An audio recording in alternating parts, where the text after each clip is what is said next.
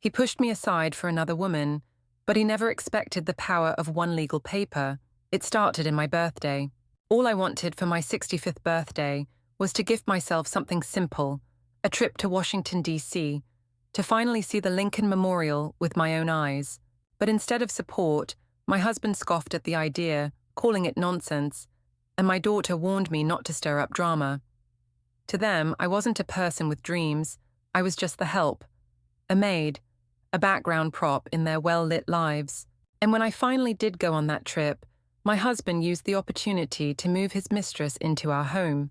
He threw out my belongings and shouted, "Get out of my house!" "You're too old for this kind of nonsense," he snapped, his voice low and frigid, like a teacher reprimanding a defiant student.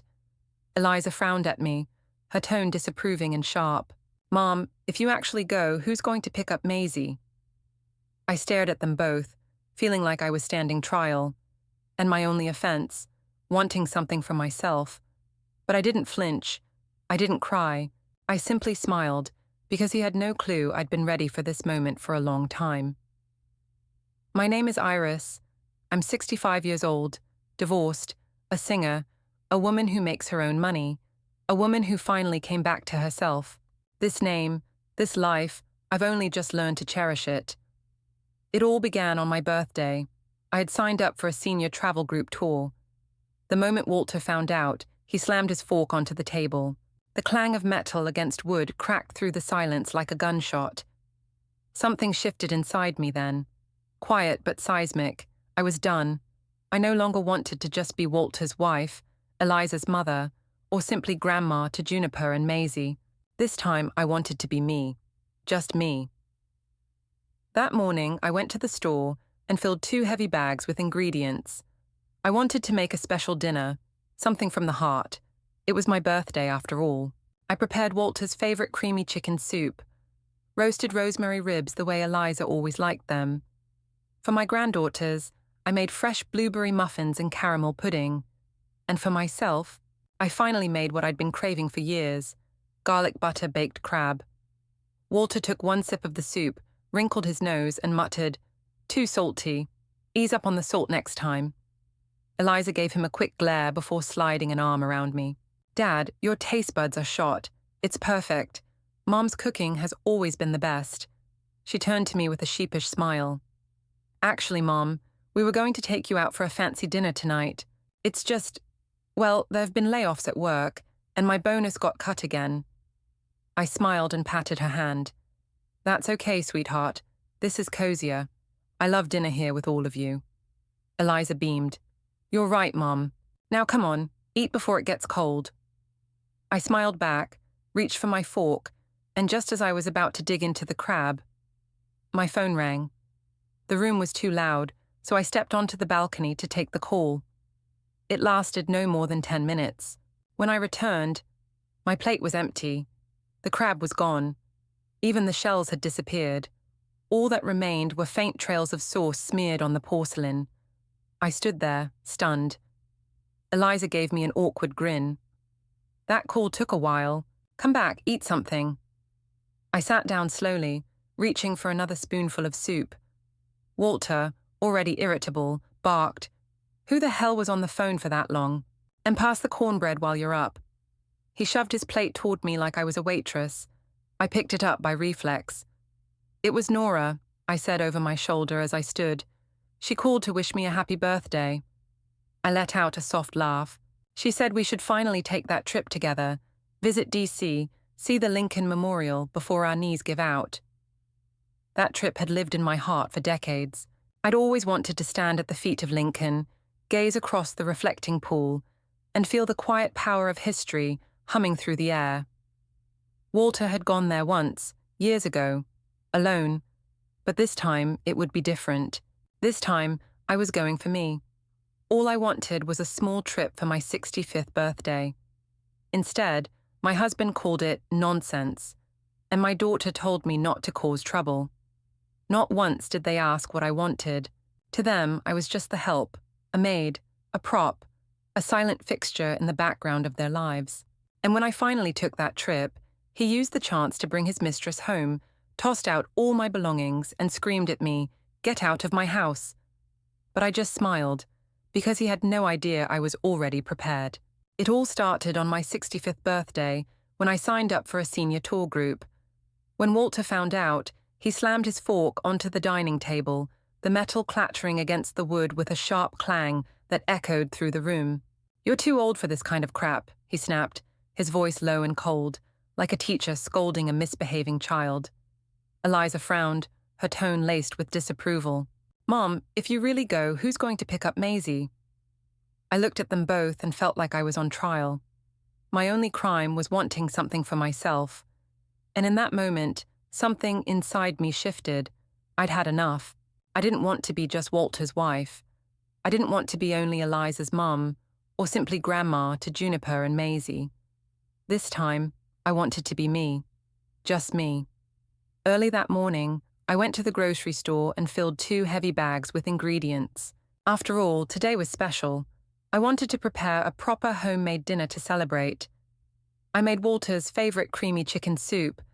Then I roasted rosemary ribs, just the way Eliza liked them. For my 2 little granddaughters, I crafted their own special menu: fresh blueberry muffins and caramel pudding. And for myself, I made something I'd been craving for ages: garlic butter baked crab.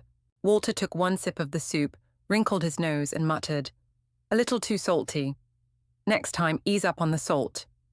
Eliza shot him a look, then slipped her arm around me. "Dad, your taste buds are ridiculous. I think it's perfect. Mom's cooking has always been my favorite." She turned to me with a smile. "Actually, Mom, we were planning to take you out to a nice restaurant for your 65th. It's just, well, there have been layoffs at the company, and my bonus got cut again." I patted her hand and smiled. "It's okay, sweetheart. It's cozier at home. I love having dinner here with all of you." Eliza smiled and nodded. "You're right, Mom. Come on, eat more." I smiled back and reached for my fork, ready to dig into my baked crab. Just then, my phone rang. The dining room was too noisy, so I stepped out onto the balcony to take the call. It wasn't long, 10 minutes at most, but when I returned to the table, my plate was completely empty. The crab was gone. Even the shells had been cleared away. All that remained were a few streaks of sauce on the plate. I stood there for a second, scanning the table. Eliza gave me an awkward smile. "Mom, that call took a while. Come sit down, eat something." I sighed softly and sat down, reaching for another spoonful of soup. Walter, already annoyed, spoke again. "Who the hell was calling you for that long? And while you're at it, pass me the cornbread." He pushed his empty plate toward me. I instinctively picked it up and got up to head to the kitchen. "It was Nora," I said over my shoulder. "She called to wish me a happy birthday." I couldn't help but laugh. "She said we should join a travel group together, head to D.C., see the Lincoln Memorial and the Capitol. She said if we don't go soon, our knees won't make it." That trip had been a secret wish of mine for years. I'd always wanted to stand before that towering statue of Lincoln on the National Mall, to gaze across the reflecting pool and feel the echo of history. Walter had been once, years ago. He'd come back unimpressed. "Nothing special about that place," he'd said. He never once asked if I wanted to go. Eliza had said she supported me traveling, but always added, "Once the kids start school, we'll make it happen." Well, Juniper's in 5th grade now. Maisie's already in elementary school, but she never brought it up again. I don't blame her. Her life is a blur of deadlines and chaos. Every day is a race against the clock. Still, I knew deep down, if I kept waiting, it'd be too late for everything. So this year, I gave myself a gift, a trip. To save money, I signed up for a short getaway, recommended by the Community Senior Center. 3 days, 2 nights, meals and lodging included. The whole thing only cost $500. Nora immediately frowned. "I bet a cheap tour like that's going to drag you through a bunch of souvenir shops." She grinned and teased. "Who knows? They might even lock you in one and force you to buy a fridge magnet." I chuckled and shrugged. "Doesn't matter. It's not like we have to buy anything. Even if they talk our ears off, we can just look around and leave." She shook her head. "Iris, you've been pinching pennies your whole life, and now, even on your 65th birthday, you still won't splurge a little on yourself." "I'm happy. That's all that matters," I smiled. This trip is my gift to myself. Whatever you say. Birthday girl gets the final word, Nora laughed back. Just then, Walter put down his knife and fork, his face darkening as he stared at me. What did you say? You're really going to Washington? I paused. Yes, I am. He scoffed, his anger boiling over. At your age, running around like a fool. Stop wasting money. His voice was cold and harsh, like a steel door slamming shut. A chill crept through my chest. Eliza quickly stepped in. Dad, don't talk to Mom like that. For a fleeting moment, I felt a flicker of warmth. Maybe she was finally taking my side, but then her next words hit me like a slap. Mom, just listen to Dad, okay? Cancel the trip. Let's not stir up trouble at home. She stood up and gently pulled me back to the table, reaching for my plate, trying to help, but my hand slipped. The plate crashed to the floor, scattering mashed potatoes and macaroni all over.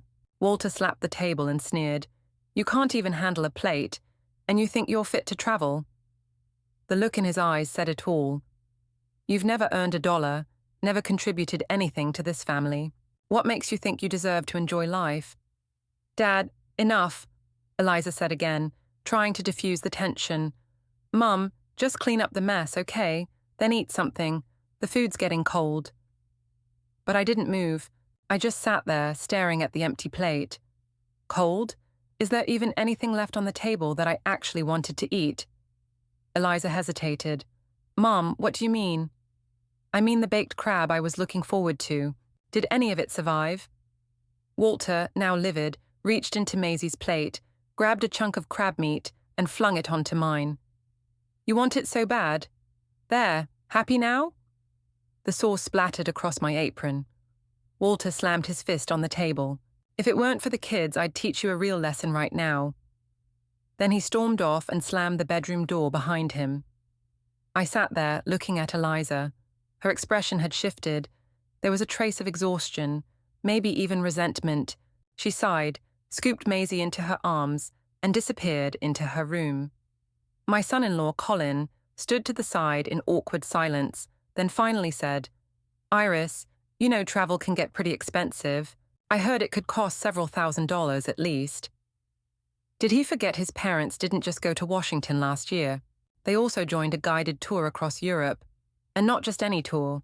Luxury tours, top tier, 0 shopping stops, $3,000 per person.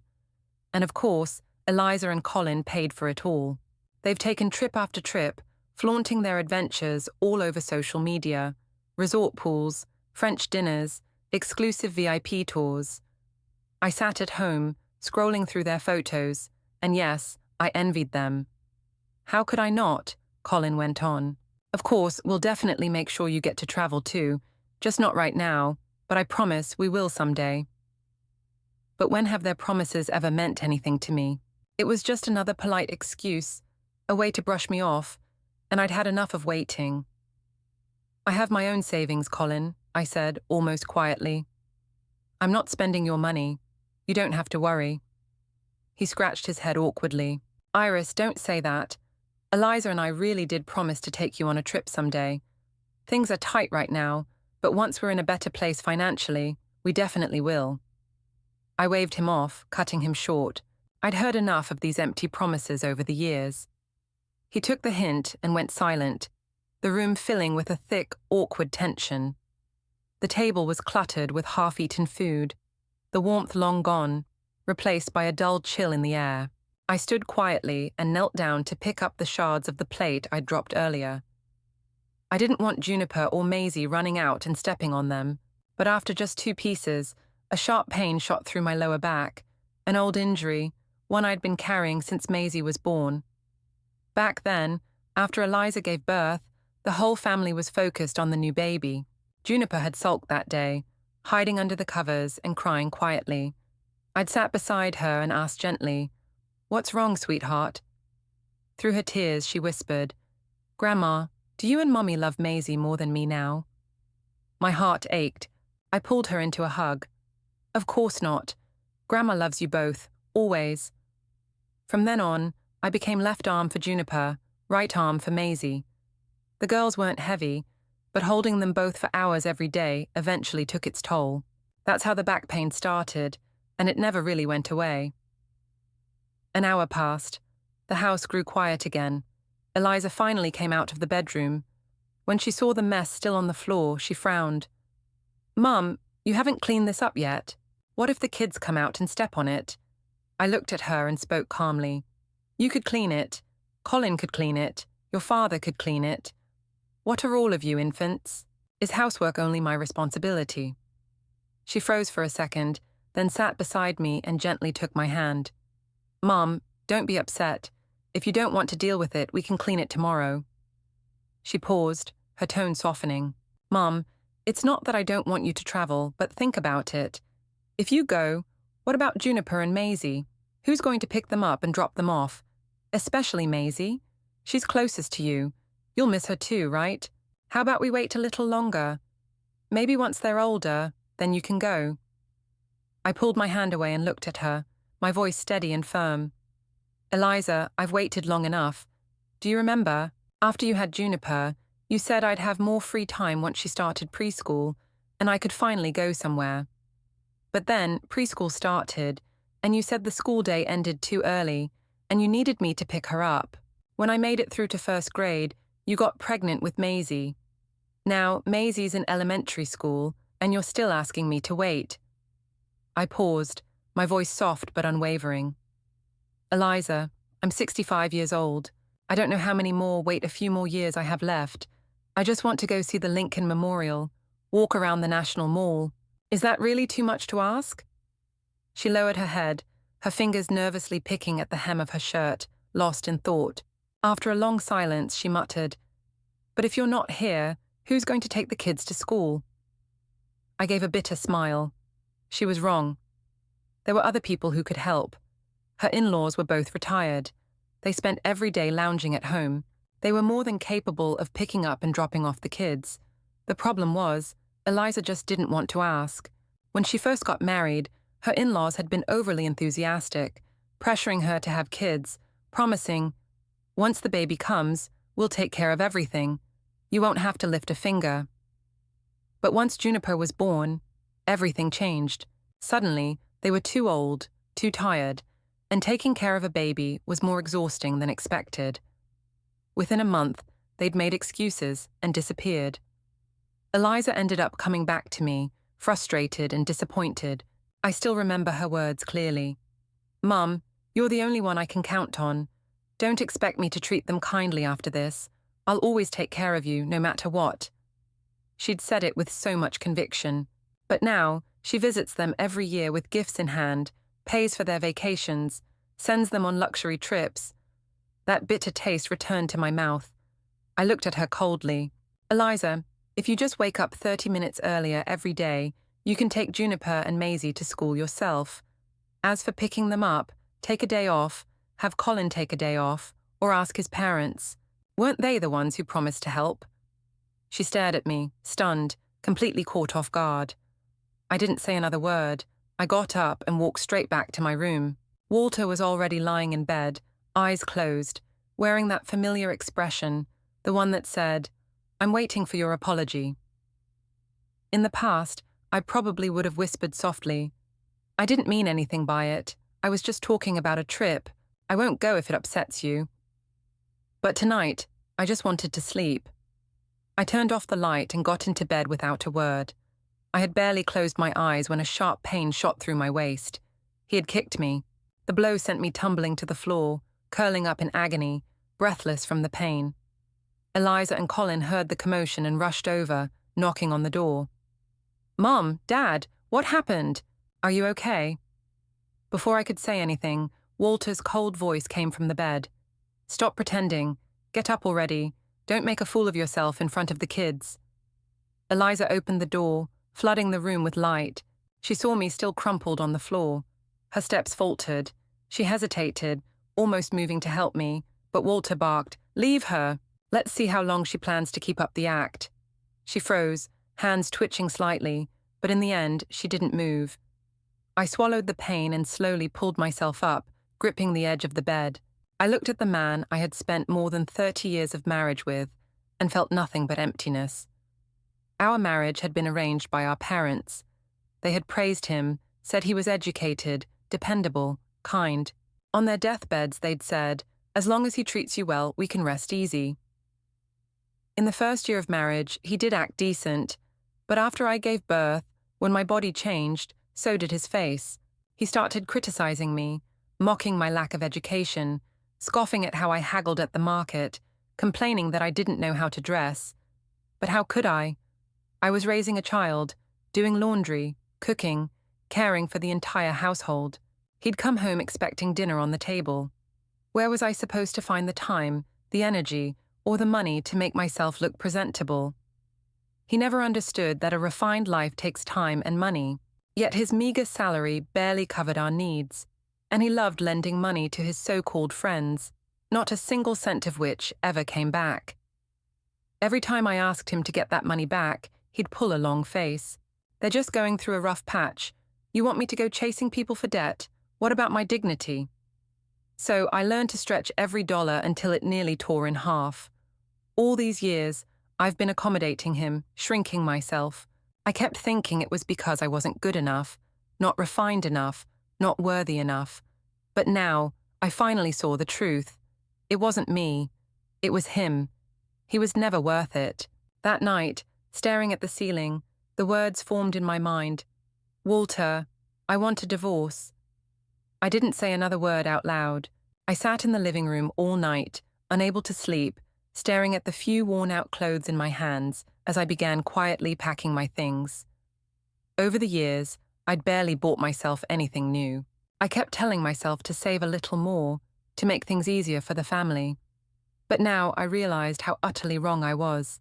I'd spent my entire life trapped in roles meant for other people. I became Walter's wife. I became Eliza's mom.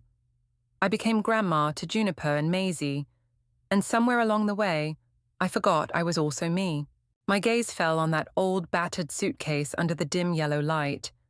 I didn't want to take anything else with me. I'd made up my mind.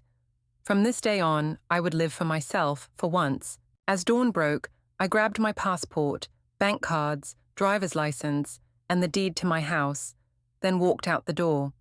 I went straight to Nora's place. "Nora, forget that bargain tour. We're switching to the luxury package. My treat." She stared at me, stunned, her eyes scanning me up and down. "What happened? Who are you, and what have you done with Iris?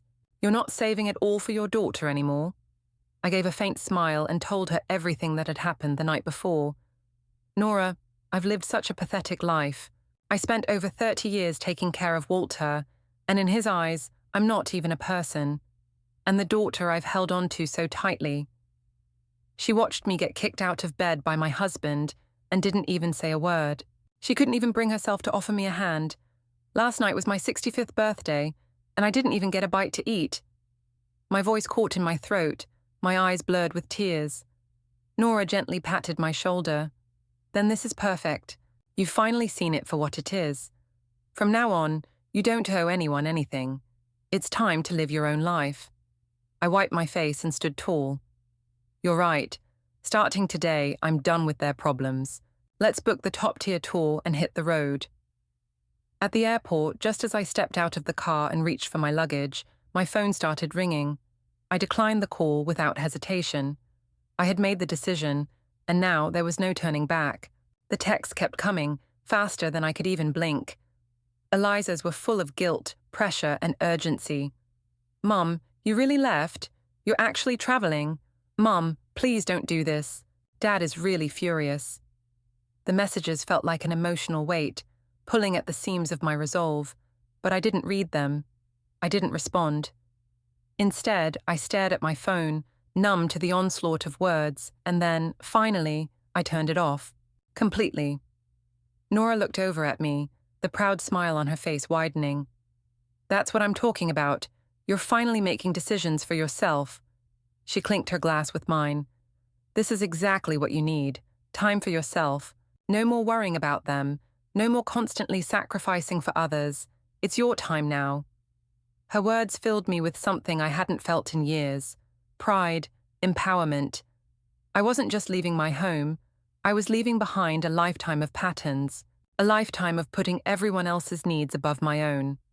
As we sipped our drinks and continued through our itinerary, the weight I'd been carrying for so long seemed to grow lighter.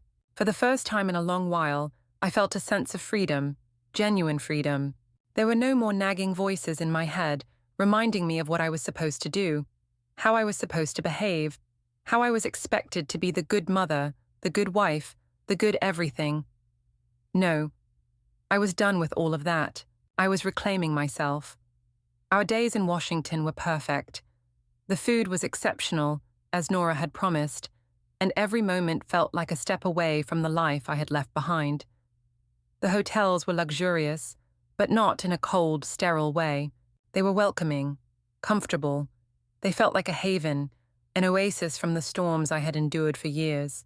Every itinerary was tailored to our tastes, offering us reserved entry to every place we wanted to visit, without the hassle of long lines or the chaos of large crowds.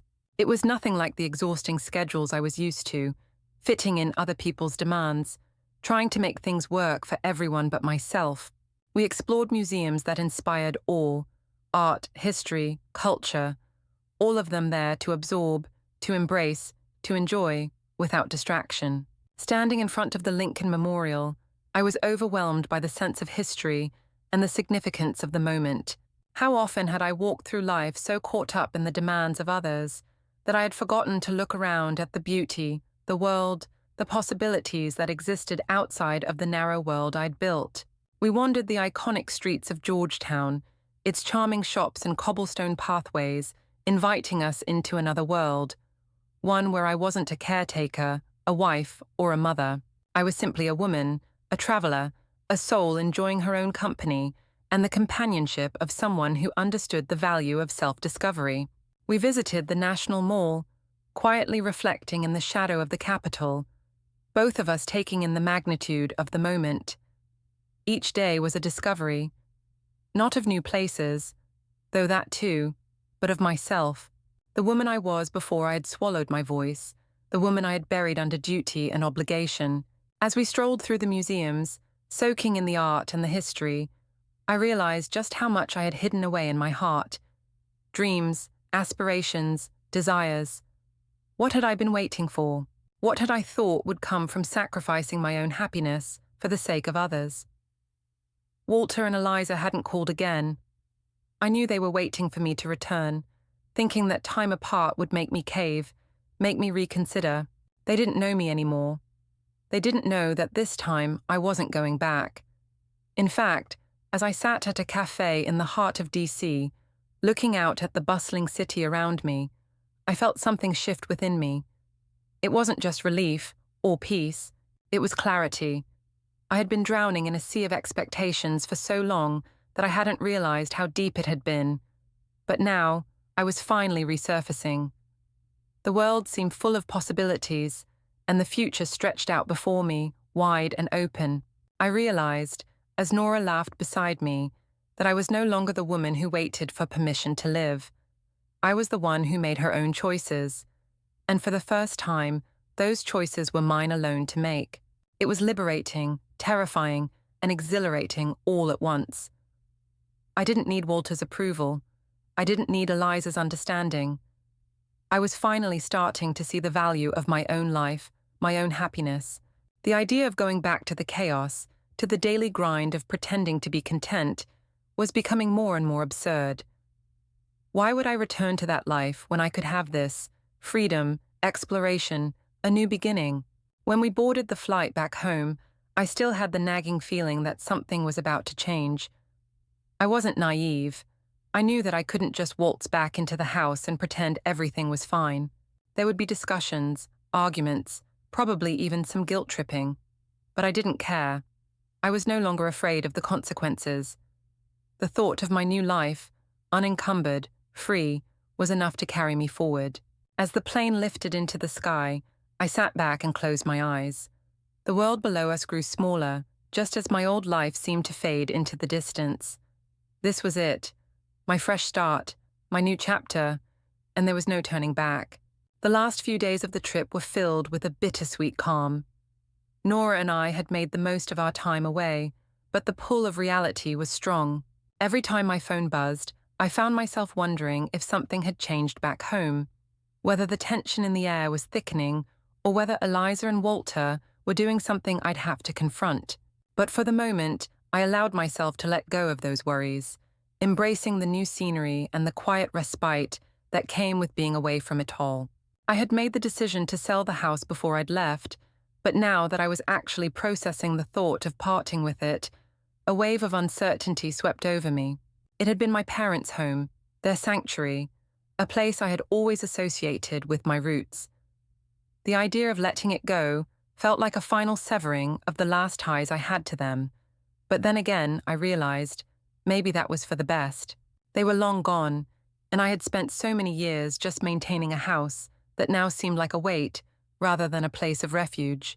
I was tired of holding on to something that no longer served me, something that had only been a source of burden, not comfort. When I spoke to the real estate agent, he gave me the same estimate I'd been hoping for. The house could sell for around $600,000, which wasn't much in the grand scheme of things, but it was enough to allow me the freedom to live comfortably without the constant pressure of maintaining a property that reminded me of everything I'd lost. I could imagine living out my days enjoying a simpler life, without the constant tension of Eliza's criticisms and Walter's indifference hanging over me. It was strange, but as the agent discussed listing options, the decision began to feel more real. I wasn't just selling a house. I was selling years of my life, my effort to preserve something that no longer had any place in my future. I wasn't just parting with a physical structure. I was letting go of the past that had been suffocating me for so long. There was a sense of freedom in that, something I hadn't allowed myself to feel in years, but I hadn't anticipated what would come next. The text from Eliza started up again, almost as soon as I'd landed. Her messages were desperate, demanding, and full of passive-aggressive remarks that had become all too familiar over the years. "Mom, when are you coming home? I feel like Dad's got a new wife already. Darla from next door is practically moving in." The words were like a punch to the gut, an uncomfortable reminder that my daughter saw me not as someone to be cared for, but as an obstacle in her own life. I was exhausted from being the villain in my own story. The messages had barely stopped when I received another one, and then another. Each one more relentless, more accusatory. I hadn't even returned yet, but she had already moved on. And here I was, still trying to find my footing, still grappling with the decision to leave Walter after all these years. I didn't cut the trip short. Nora and I stayed for the full 10 days, despite the constant barrage of messages. It wasn't just about enjoying the time together, though that was certainly a part of it. It was about taking back something for myself, something I hadn't allowed myself in a long time: peace. Nora was my constant companion, her calm presence reminding me that there was a life beyond the constant battles at home. As we boarded the plane for the return flight, I stared out of the window as the city below grew smaller, the rivers twisting like veins beneath us, and the streets becoming a miniature map.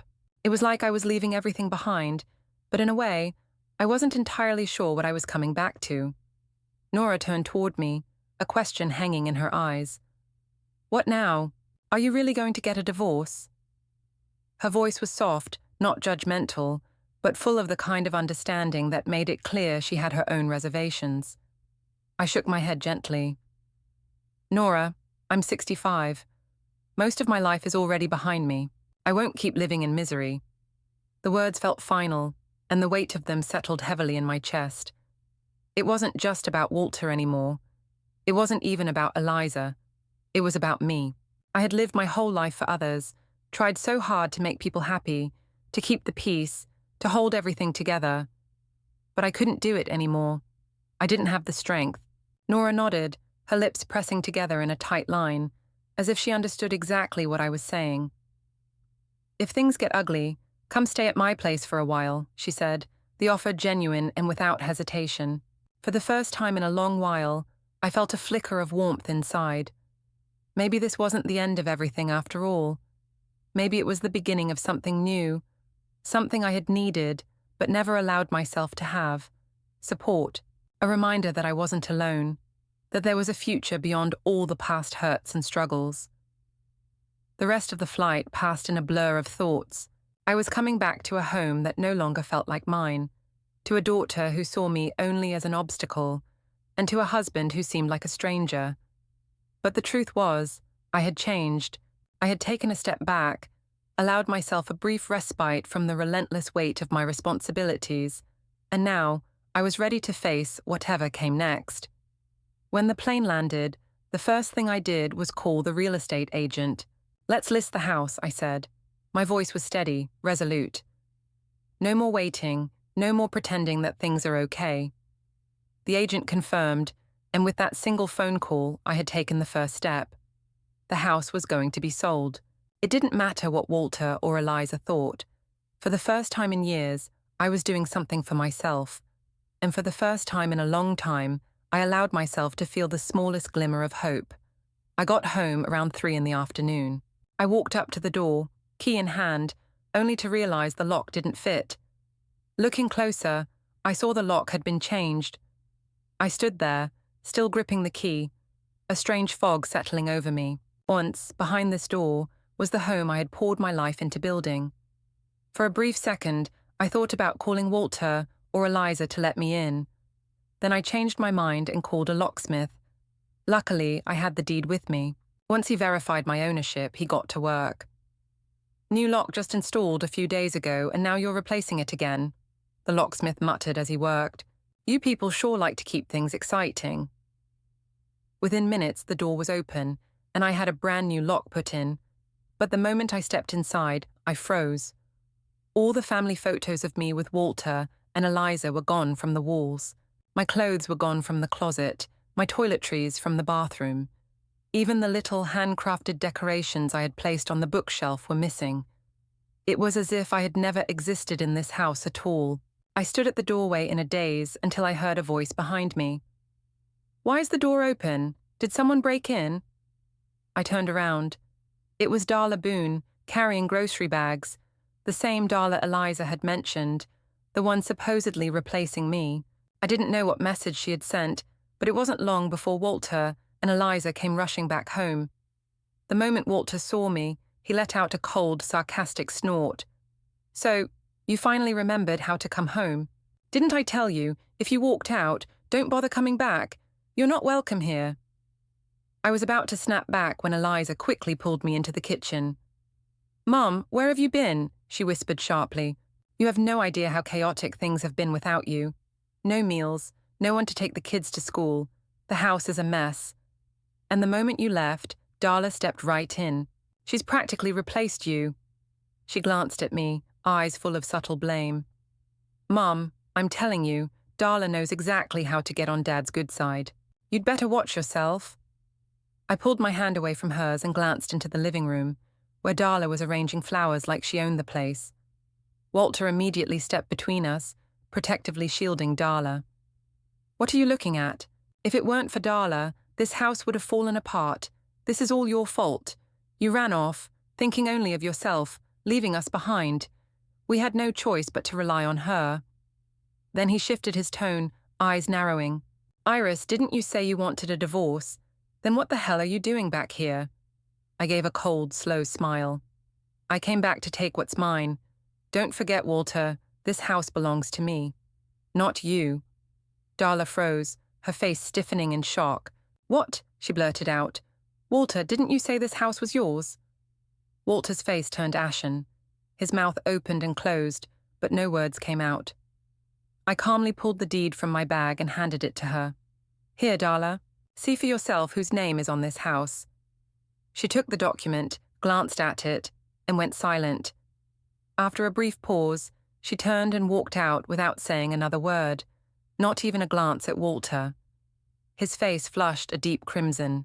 Furious, he kicked the couch, sending everything on the coffee table crashing to the floor. "Fine, Iris.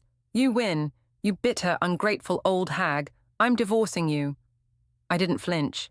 "Perfect. That's exactly what I want." Eliza, startled and panicked, rushed over to stop us. "Mum, you're 65. Getting a divorce now will make you a joke to everyone. And besides, nothing actually happened between Dad and Darla. You misunderstood their relationship. He only brought her here to provoke you.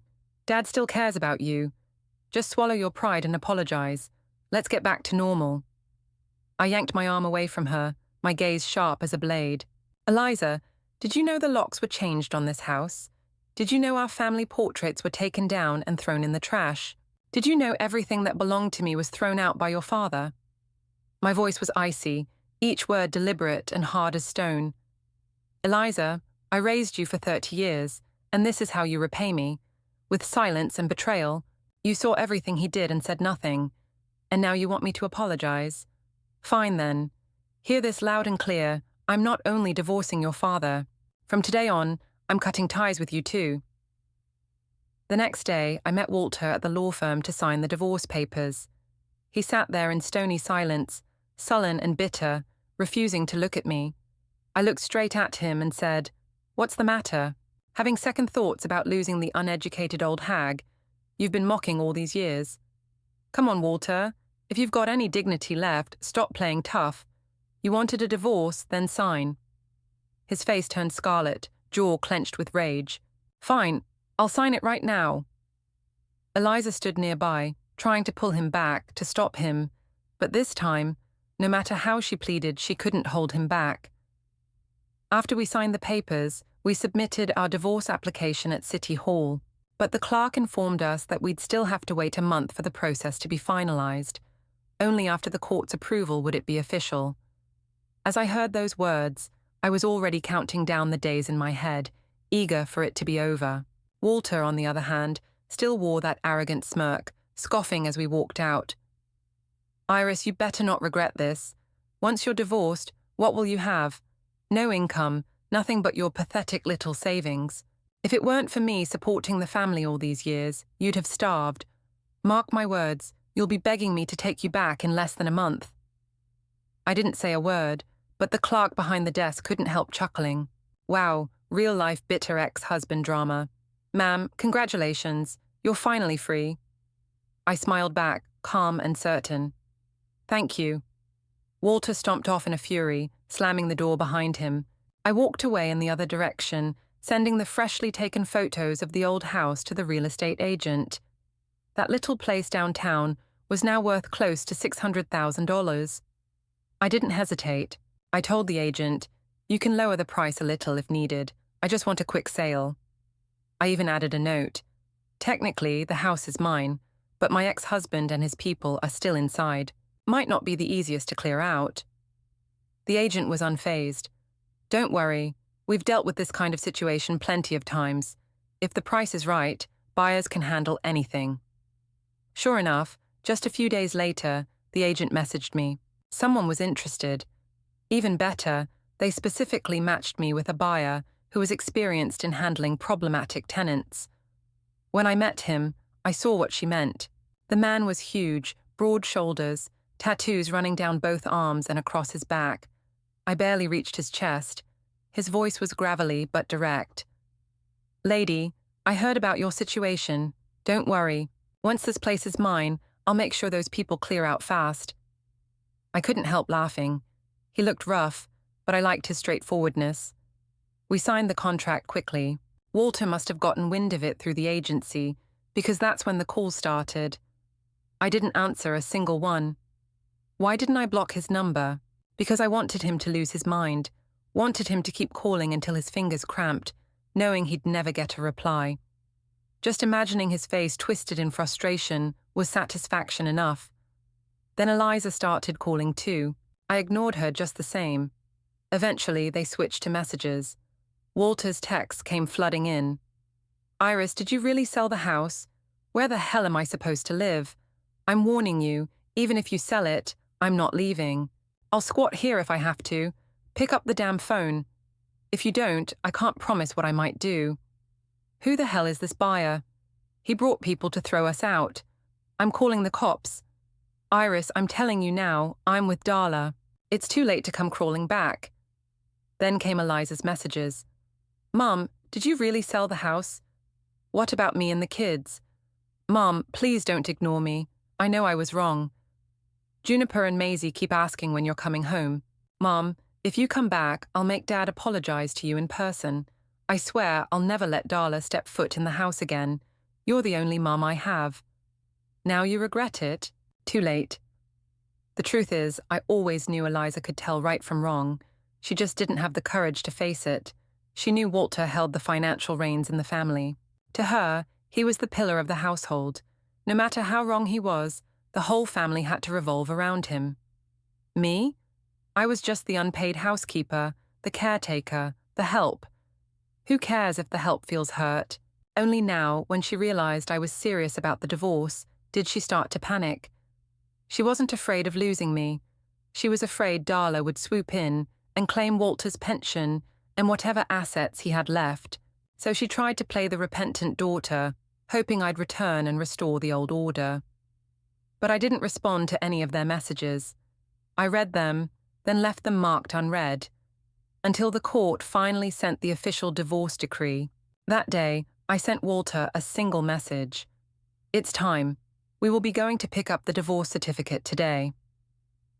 After 30 days apart, Walter looked like a completely different man.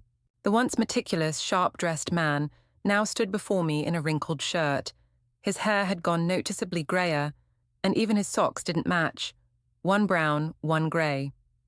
The moment he saw me, he froze. It took him a few seconds before he finally muttered, "Iris, why do you look so stylish?" That's right. These past few weeks I had started taking yoga classes, getting skincare treatments, trying a new hairstyle, wearing well-fitted clothes. Who says age means fading away?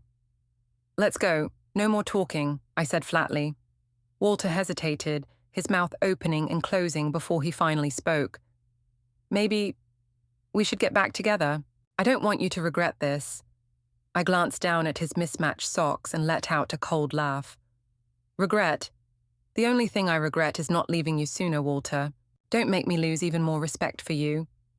And just like that, we received our official divorce papers. The house was mine. It had been my property before the marriage, so I kept it entirely. As for shared assets, there were barely any. We split a small amount of savings, each of us taking less than $10,000.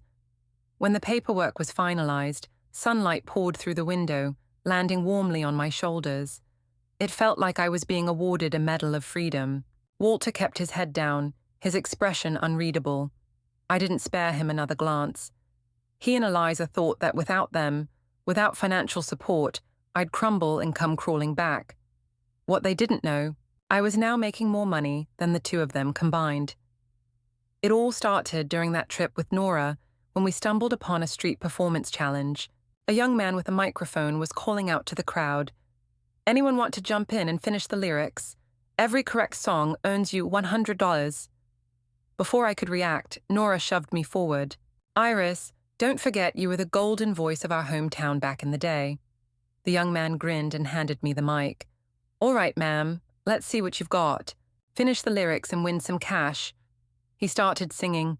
At first I was afraid. I was petrified. Without missing a beat, I followed, kept thinking I could never live without you by my side. His eyes lit up. "Wow, you know this one," he continued. "But then I spent so many nights thinking how you did me wrong." I finished smoothly, and I grew strong, and I learned how to get along. By now people had gathered, murmuring in admiration.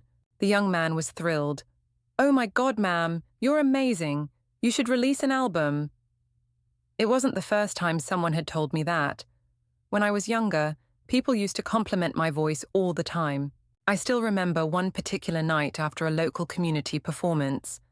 A man approached me, introduced himself as a talent scout. He said I had potential, that I should audition, pursue a career in music. "Iris," he had told me, "your voice is powerful. You belong on a stage." I was tempted. That night, I went home and told Walter about it. His face darkened immediately. He lashed out. "Women who chase that kind of life are never respectable. If you even think about it, I'll divorce you." So, I swallowed my dreams and let the opportunity slip away. I still remember the way that talent scout looked at me before he left, his eyes full of regret and disappointment. But fate is funny, isn't it? Decades later, here I was, holding a microphone once again. The crowd around me had grown. I kept singing, "I will survive. Oh, as long as I know how to love, I know I'll stay alive." The applause drowned out the background music, because this wasn't just a song, this was the sound of my rebirth. As I stood there, I felt like I had become that young woman again. The one who hadn't been beaten down by duty. The one who hadn't been trapped in a suffocating marriage. The one who still had dreams, still had fire. The one who was finally free. That day, I lost count of how many songs I sang. By the end, my throat felt like it was on fire. After the performance, the young man came up to me. "Ma'am," he asked, "would you be interested in joining our band regularly? I own a bar, and we'd love to have you sing a few songs each night. We'll pay you monthly." I smiled. "Why not? Let's give it a try." 30 years ago, I was stuck between the kitchen and the weight of duty, chained to a family that never saw me. Now, I was finally standing on a stage that belonged to me. From that day on, I became a regular performer at the bar, singing, chatting, telling stories. Within a month, business had picked up significantly. People started coming just to hear me sing, drawn by the stories I told between songs. And I received my very first paycheck, $6,000. At first, I wanted to refuse, felt like too much. But Lucas, the young man from the street performance, simply said, "Iris, this is just the beginning. The value you bring is worth far more." I thought my connection to Walter was finally over, cut clean. But then he came across a video of me singing, posted by a fan on social media. And just like that, the call started. Messages, voicemails, one after another. I didn't answer a single one. Eliza started texting too. Eventually, she even had Juniper and Maisie send voice messages. "Grandma, I really miss you. Are you not coming back for me?" And, "Grandma, I'm Maisie. When will you come back? I really want to see you." Eliza's message followed. "Mum, I know you're upset with me and Dad, but please don't take it out on the girls. You raised them yourself." She wasn't wrong. I raised Juniper and Maisie with my own hands. How could I not care about them? So I agreed to see them, but under one condition. Walter couldn't know. Eliza immediately agreed. We met at an amusement park. Juniper and Maisie were laughing on the carousel, their faces glowing with joy. I stood nearby, watching their carefree smiles, and felt my heart soften.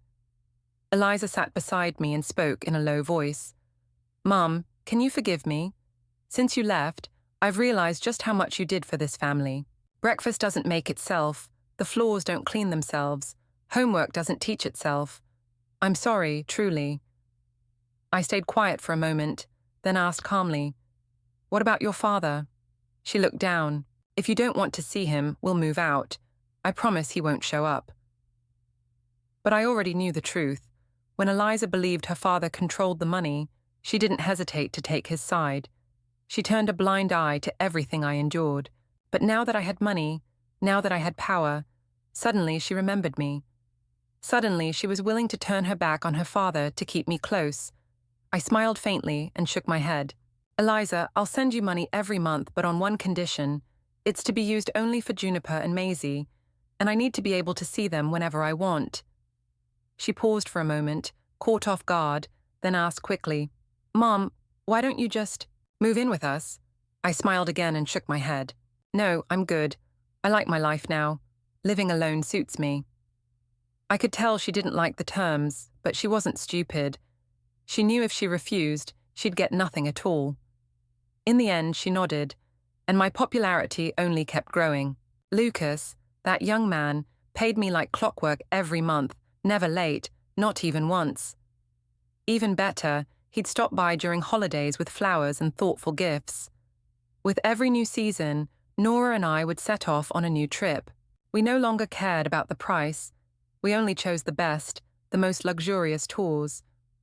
Nora would laugh and say, "My best friend is finally rich enough to spoil me."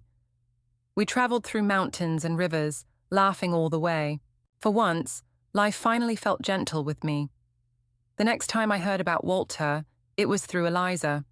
She told me he eventually married Darla. He didn't have the house anymore, but he managed to get by on his pension.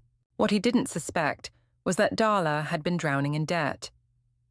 Not long after the wedding, the debt collectors started calling Walter directly. He drained his savings trying to pay it off, and during a panic one day, he slipped and broke his right leg. And Darla, while he was still in the hospital, she packed up her things and vanished, never looked back. After his discharge, Walter was left all alone. He called Eliza, begging her to take care of him, but this time Eliza said no. She stood in front of me and said firmly, "Mum, I'm standing with you, always." I didn't say a word. I just handed a box of chocolates to Juniper and Maisie, who looked up at me and burst into happy giggles. That's life. Sometimes, just when you think the story has ended, another chapter quietly begins. I kept singing at the bar night after night, old songs, new songs.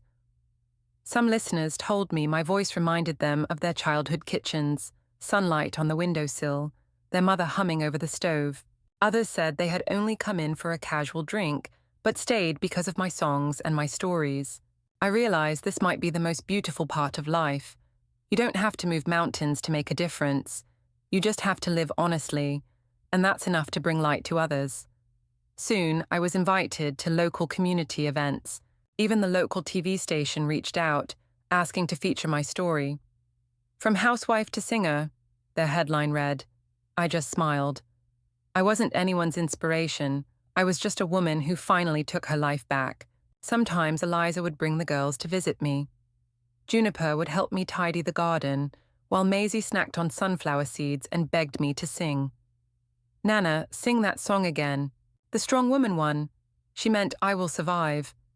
I smiled, cleared my throat, and began to sing. They sang along with me, their voices echoing through my small living room, filling it with warmth and laughter. Nora still visited often. We'd sit on the balcony, sipping tea and planning our next adventure. "So, where to next? Germany? Switzerland? A road trip across America?" I smiled and said, "Anywhere, as long as it's not a road back." She laughed. "You, my friend, are a legend now." I shook my head gently and said, "Not a legend, just free." I love the life I have now. I love waking up without tiptoeing around someone else's mood. I love living without fear of my dreams being mocked, stifled, or dismissed. I even started writing, putting my story into a book for women still struggling in silence, for those like I once was, trapped by marriage, family, obligation, to tell them you can begin again.